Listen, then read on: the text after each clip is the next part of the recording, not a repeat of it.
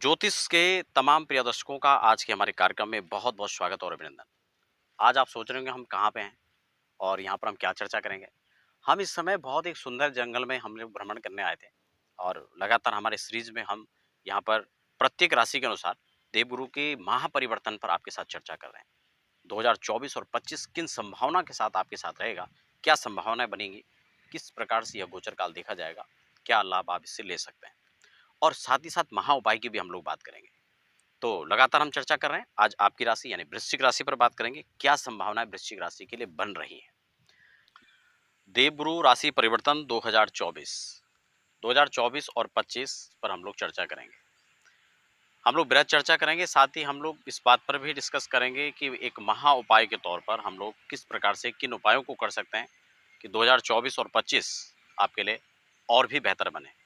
ये संचरण हम देखेंगे तो वर्ष पर्यंत रहेगा। मई 2024 से स्टार्ट होगा और मई 2025 तक रहेगा। लगातार हम चर्चा कर रहे हैं। आज आपकी राशि यानी वृश्चिक राशि पर बात करेंगे। क्या संभावनाएं वृश्चिक राशि के लिए बन रही हैं? यूँ तो राशिफल कार्यक्रम आप बहुत सारे देखते हैं, आपने पहले भी देख लिए होंगे और भी आप देखते हैं। लेकिन आपको कहीं न कहीं लगता होगा कि ये उतना फलादेश घटित नहीं होता है। दरअसल में उसका एक बहुत बड़ा रीज़न है, जिस पक्ष को आप समझ नहीं पाते हैं। राशिफल पर हवाई चर्चा करना एक सामान्य बात है, लेकिन उस पर एक लॉजिकपूर्ण तरीके से हम लोग जब डिस्कस करते हैं, तो कई चीज़ें सामने निकल कर आती हैं। आखिर वो फलादेश सटीक क्यों नहीं बैठता है? थोड़ा इसको हम लोग समझ लेते हैं। क्योंकि जब हम ग्रह ट्रांजिट पर बात कर रहे होते हैं, किसी भी प्लैनेट के ट्रांजिट होने पर बात करते हैं, तब हम पर्टिकुलर उसी बिंदु पर चर्चा कर रहे होते हैं। जबकि आप इस बात को क्यों नहीं समझते? अगर हम वृश्चिक राशि की बात करें, तो वृश्चिक राशि सिर्फ आपकी नहीं है, हज़ारों लोगों की वृश्चिक राशि है। हज़ारों लोगों ने इस राशि में जन्म लिया है। तो सबके लिए एक बराबर मापदंड नहीं हो सकता है। हो सकता है किसी कंपनी का मालिक जिसकी वृश्चिक राशि है और हो सकता है उसके जो ओनर्स हैं वहाँ पर काम कर रहे हैं, एम्प्लॉय हैं, उनका भी वही होगा, ओनर का भी वही होगा और साथ में वहाँ पर अच्छे अधिकारी के तौर पर जो काम कर रहे होंगे, उनका भी वही होगा। एक सामान्य कैटेगरी में काम करने वाले हैं, वहाँ पर 4th क्लास के जो लोग हैं, यानी जो 4th क्लास में जो सर्विस कर रहे हैं, जॉब कर रहे हैं, उनका भी वही है।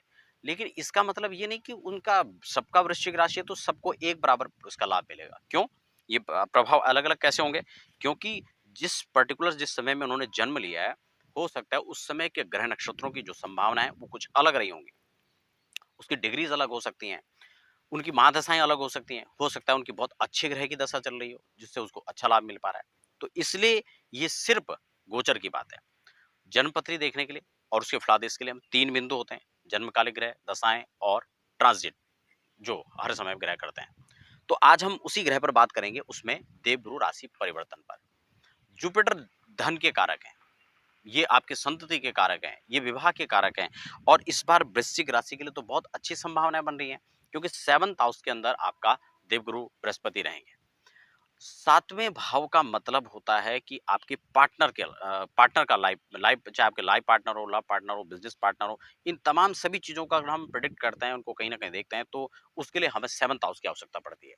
और यहाँ पर देवगुरु बृहस्पति का यह विचरण काल, यह गोचर काल निश्चित रूप से एक अच्छी संभावना आपके लिए लेकर आ रहा है। आपके कम्युनिकेशन में आपके कम्युनिकेशन में कहीं न कहीं जो गैप था, उसको भरने का आप काम कर सकते हैं। जो संबंधों में दरार की स्थितियाँ थी, जो विपरीत घटनाएँ आप एक-दूसरे के प्रति थी, तो वो यहाँ पर पॉज़िटिव कहीं न कहीं हो सकता है, जो नेगेटिविटी थी, वो खत्म होने की संभावनाएँ बन रही हैं। खासकर उन लोगों के लिए एक अच्छी खबर हो सकती है, जो अनमैरिड थे और लगातार विवाह के लिए प्रस्तावित कहीं न कहीं उनके संबंधों की बात चल रही थी, लेकिन रिश्ते नहीं बन पा रहे थे।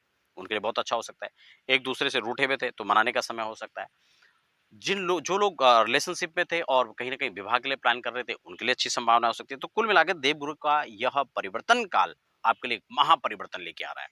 हम उसके उपाय की बात करेंगे, जो रुकावटें हैं, तो उनको कैसे खत्म किया जा सकता है। जो रुकावट है उसको खत्म करके आप एक नया स्टार्ट अपने जीवन में कैसा कर सकते हैं, नया स्टार्टअप बना सकते हैं, उसके लिए भी हम लोग चर्चा करेंगे। वृश्चिक राशि का अगर चार्ट आप बहुत गौर से देखेंगे, तो सप्तम भाव में बैठ के इसकी जो दृष्टियाँ हैं, वो लग्न पर सप्तम दृष्टि रहेगी। जो हेल्थ इश्यूज से जूझ रहे थे, उनको वहाँ से मुक्ति निजात पाने का समय हो सकता है।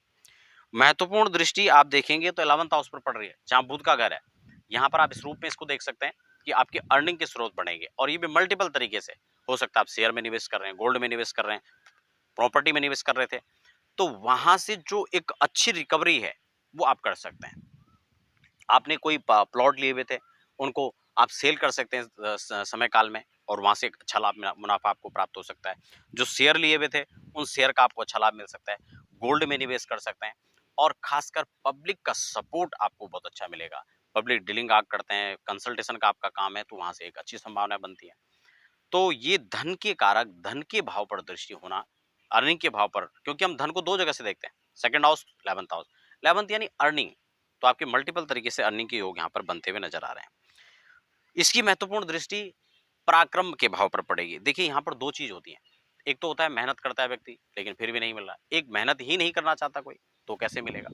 लेकिन मेहनत के साथ रहमत वाली स्थिति आपकी गोचर काल में इस दशा में देखा जा सकता है, क्योंकि परिश्रम भाव पर, श्रम के साथ में, परिश्रम के साथ में जब आप व्यक्ति काम कर रहा है, तो उसको यहाँ पर उसके अनुरूप, तद अनुरूप उसको यहाँ पर फल मिलने की आशंकाएं बढ़ती जा रही हैं। तो कुल मिलाकर यह तुला राशि, सॉरी, वृश्चिक राशि के लिए यह समय एक बहुत अच्छी स्थिति में हो सकता है। आप 2024 और 25 यानी मई से लेके और मई तक, मई 24 से मई 25 तक यह ट्रांजिट का यह समय रहेगा। आपके लिए बहुत अच्छी संभावना हो सकती है। आप बहुत कुछ नया कर सकते हैं।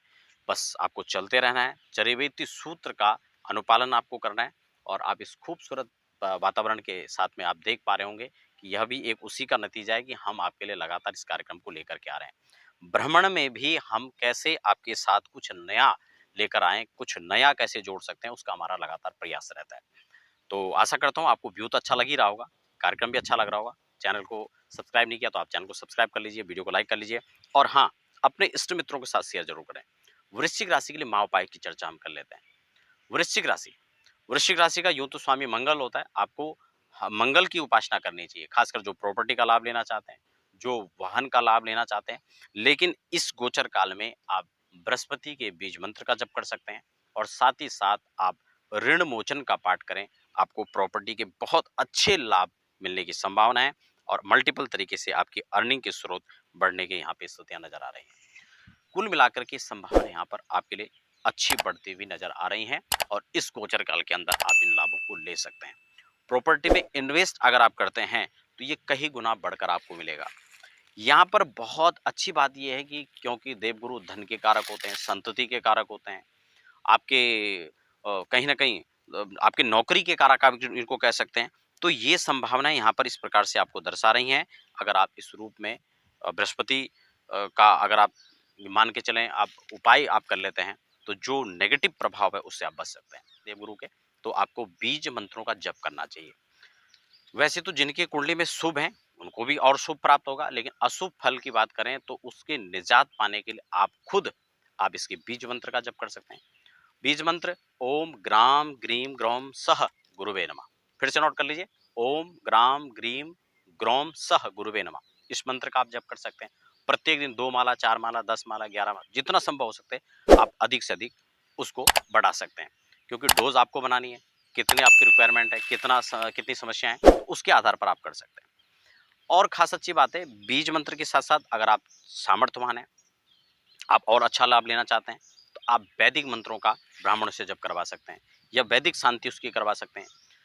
बृहस्पतिवार के दिन खासकर शैम्पू है, साबुन है, चाहे नहाने में है, कपड़े धोने में, आप उसको अवॉइड कीजिए। ठीक है? इस गोचर काल का इस रूप में आप बहुत अच्छा लाभ ले सकते हैं और हाँ, 9 मुखी या 7 मुखी रुद्राक्ष आप धारण कर सकते हैं। बहुत अच्छा आपको लाभ मिलेगा। रत्न परामर्श, इसलिए मैं रत्न सलाह नहीं देता हूँ क्योंकि वो परामर्श के साथ पहनना चाहिए। तो आप इस प्रकार से आज के कार्यक्रम का लाभ ले सकते हैं और आशा करता हूँ आज का कार्यक्रम आपके लिए बहुत अच्छा रहा होगा।